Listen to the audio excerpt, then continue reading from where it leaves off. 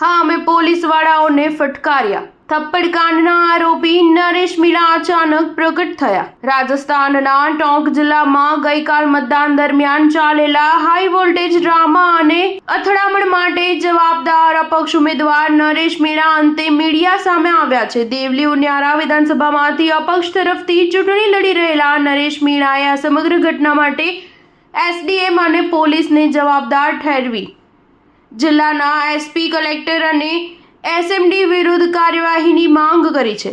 ગઈકાલે ટોંક જિલ્લાના સમરાવતા ગામના લોકોએ તેમના ગામને ઉનિયારા તાલુકામાં આવરી લેવાની માંગ સાથે ચૂંટણીનો બહિષ્કાર કર્યો હતો, જેને મીણા સમર્થન આપી રહ્યા હતા। જો કે એસડીએમ અમિત ચૌધરી લોકોને મતદાન કરવા અપીલ કરી રહ્યા હોવાથી મીણાએ વિરોધ કરતા તેમને લાફો ઝીકી દીધો હતો અને બાદમાં સાથીઓ સાથે મળી તોડફોડ કરી હતી। મીણાએ થપ્પડકાંડનો જવાબ આપતા કહ્યું કે મેં મતદાન દરમિયાન પત્રકારો માટે ભોજનની વ્યવસ્થા કરી હતી, પરંતુ પોલીસે ભોજન લેતા અટકાવ્યા હતા। ત્યારે એસપીએ મારો હાથ પકડી મને કહ્યું કે ચલો તમારી સાથે વાત કરવી છે, તો સામે જવાબ આપતા મેં એસપીને કહ્યું કે હું કલેક્ટર સિવાય કોઈની સાથે વાત નહીં કરું, જેથી એસપી ગુસ્સે ભરાયા અને મને લાફો ઝીકી દીધો હતો। મને પોલીસ જીપમાં બેસાડી દીધો હતો। મારા સાથીઓએ મને છોડાવ્યો હતો।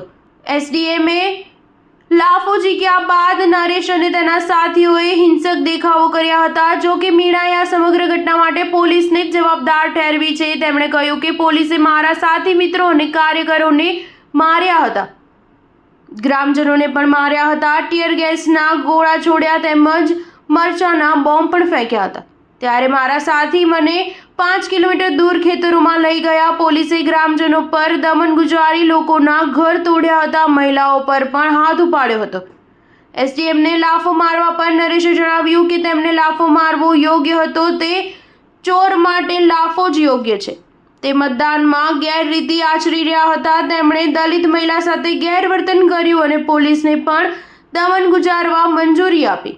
નકલી વોટિંગ અને પોલીસની કાર્યવાહી બંને ઘટનાની તપાસ થવી જોઈએ। એસપી વિરુદ્ધ પણ કાર્યવાહી હાથ ધરવી જોઈએ। સ્ટાર ન્યૂઝ 7 હંમેશા સચ્ચાઈની સાથે।